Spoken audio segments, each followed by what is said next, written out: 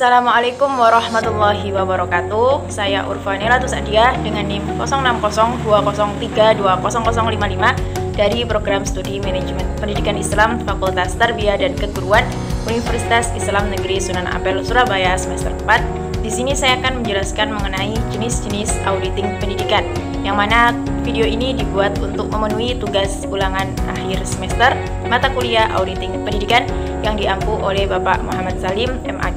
Selamat menyaksikan. Seiring dengan berkembangnya zaman, tentunya pendidikan senantiasa berusaha dalam meningkatkan kualitas mutu pendidikan. Hal ini harus diperhatikan oleh seluruh lapisan masyarakat dan juga pemerintah dalam meningkatkan mutu pendidikan di Indonesia. Dengan kualitas mutu pendidikan yang baik, maka akan berpengaruh pada output atau lulusan pendidikan. Kemudian output dari lembaga pendidikan tersebut juga akan berpengaruh pada dinamika kehidupan sosial di masyarakat. Dengan begitu, dalam meningkatkan mutu pendidikan, pemerintah menetapkan 8 standar pendidikan yang mana harus dipenuhi oleh sekolah atau madrasah ataupun lembaga pendidikan yang lainnya. Sehingga di sini peran auditing pendidikan dalam mengevaluasi dan memeriksa 8 standar pendidikan tersebut apakah sudah sesuai dengan fakta yang terjadi di lapangan. Oleh sebab itu, dalam video ini akan dibahas mengenai pengertian dari auditing pendidikan itu sendiri dan juga mengenai jenis-jenis auditing pendidikan. Pengertian auditing pendidikan. Audit atau pemeriksaan bermakna evaluasi terhadap suatu organisasi. Auditing pendidikan erat kaitannya dengan mutu dalam suatu lembaga pendidikan, baik berupa penjaminan mutu ataupun pengendalian mutu pendidikan, yang mana penjaminan mutu berfokus pada proses sebuah pendidikan, sedangkan pengendalian mutu berfokus pada output atau lulusan dari lembaga pendidikan. Jadi auditing pendidikan berupa kegiatan mengkomparasikan antara standar yang telah ditetapkan dengan fakta yang terjadi sesungguhnya di lembaga pendidikan. Hasil audit tersebut juga berguna sebagai laporan kepada pihak manajemen dalam meningkatkan mutu pendidikan. Jadi pentingnya auditing pendidikan yaitu untuk memastikan bahwa sebuah lembaga pendidikan tersebut dalam penjaminan maupun pengendalian mutu pendidikan apakah sudah sesuai dengan 8 standar yang telah ditetapkan oleh pemerintah, yang mana meliputi standar isi, standar proses, standar kompetensi lulusan, standar pendidik dan tenaga kependidikan, standar sarana dan prasarana pendidikan, standar kebiayaan, standar pengelolaan, dan standar penilaian pendidikan, yang mana masing-masing standar tersebut memiliki indikator dan sub-indikator yang perlu untuk diaudit.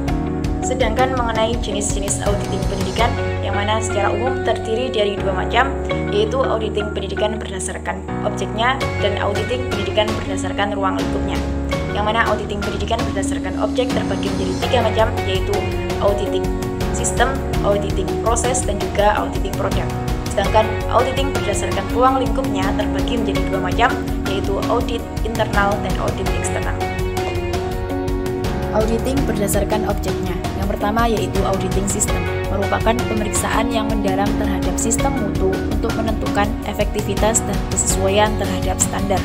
Contohnya memeriksa tentang sistem di sekolah, seperti hubungan kerjasama dan komunikasi antar stakeholder sekolah, kebijakan dan peraturan yang ada di sekolah, kepemimpinan kepala sekolah dalam pengelolaan lembaga pendidikan, dan sebagainya.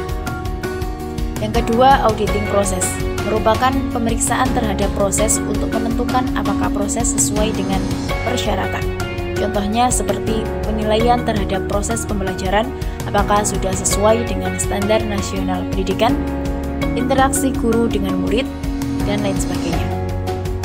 Yang ketiga, auditing produk, yang mana pemeriksaan terhadap semua elemen produk dan elemen sistem mutunya untuk mengevaluasi terhadap standar atau spesifikasi produk. Jadi auditing produk yakni mengevaluasi terhadap produk dari lembaga pendidikan tersebut, yakni output atau lulusannya dinilai berhasil dan tidaknya.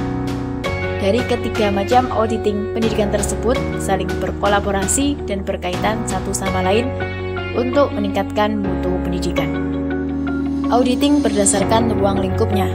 Yang pertama yaitu auditing internal, merupakan satuan independen, penjamin mutu yang objektif, dan satuan aktivis konsultatif yang bertujuan untuk menambah nilai dan memperbaiki kinerja operasional suatu organisasi. Dalam konteks pendidikan, Auditing internal dilakukan oleh lembaga penjaminan mutu yang dibentuk oleh satuan unit pendidikan. Jika di perguruan tinggi, tim audit internal berada di bawah kendali lembaga penjaminan mutu.